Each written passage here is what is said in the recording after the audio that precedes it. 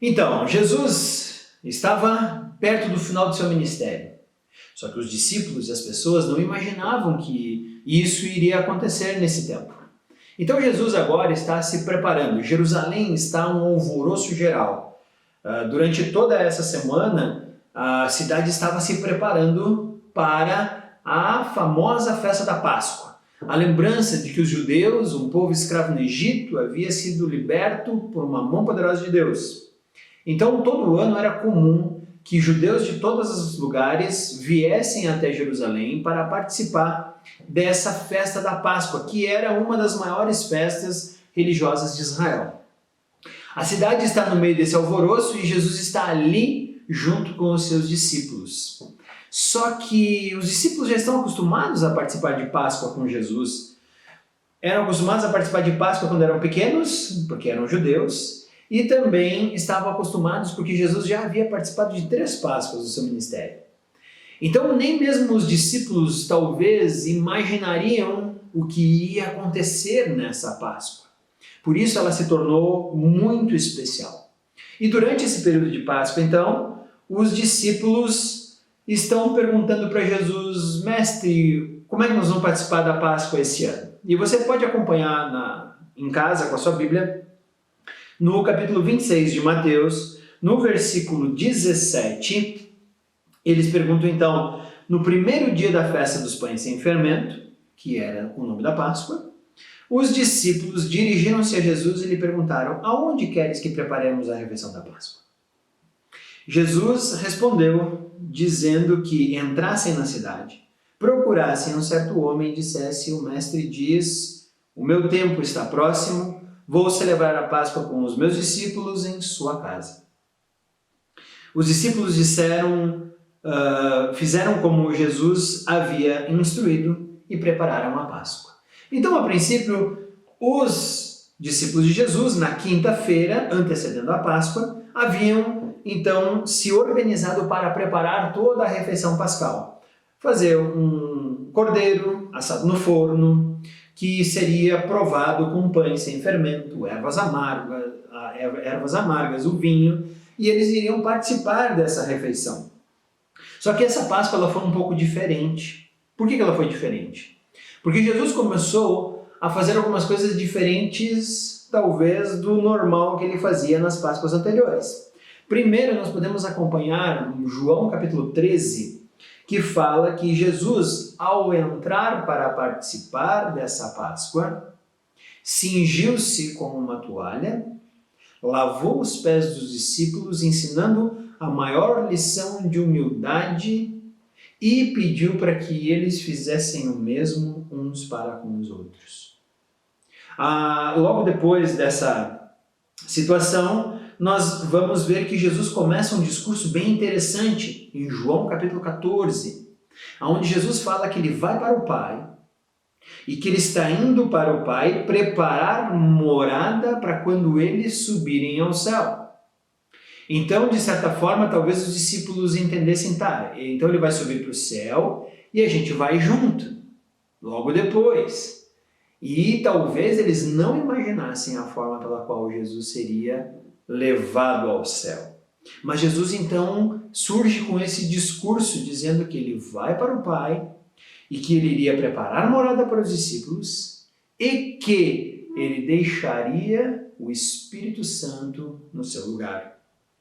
Também no capítulo 15 do Evangelho de João, Jesus abre um discurso dizendo que ele é a videira verdadeira. Os discípulos são ramos.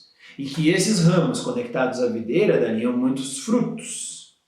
Então esse discurso parece ser bem específico dessa última Páscoa, que Jesus está participando com os seus discípulos. E os discípulos todos estão se perguntando, ok, essa Páscoa tem algo de diferente. E é isso mesmo que acontece. Logo depois de participar da refeição da ceia, eles já comeram o cordeiro, eles já comeram o pão, está tudo andando conforme o protocolo, até então, tirando os discursos de Jesus.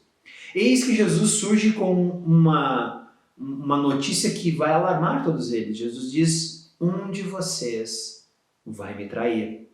Voltamos agora para o Evangelho de Mateus, capítulo 26, e no versículo 20 em diante, depois que Judas se retira do recinto, Jesus então vai agora mudar a ceia.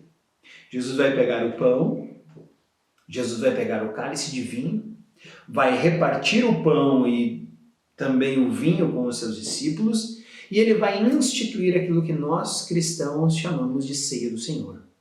É nesse momento, depois de todos os discursos de Jesus, depois que tudo aconteceu, Jesus então institui esses dois elementos, o pão e o vinho, como elementos representativos do seu sangue e corpo. Agora, definitivamente, alguma coisa mudou. Os discípulos agora percebem que esse discurso é extremamente novo, esse discurso é inovador. Jesus diz que será esmagado e sangrará, e isso vai ser o elemento pelo qual eles vão lembrar de tudo isso. Logo depois desse momento, então, ele pega seus discípulos e vai para o jardim orar. É a famosa oração sacerdotal de Jesus, de João 17, e também está narrada em Mateus 26, do 36 ao 46.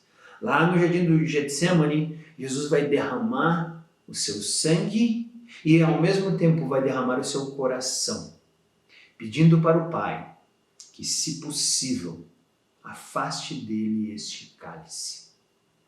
E é então nesse momento que os discípulos estavam esperando Jesus, Jesus retorna a eles, eles estão dormindo. E Jesus os acorda e diz: orem comigo, intercedam junto comigo. Jesus volta para orar. E logo depois da sua oração, o que acontece? Jesus é preso porque foi traído por Judas, como ele mesmo havia afirmado aos seus discípulos.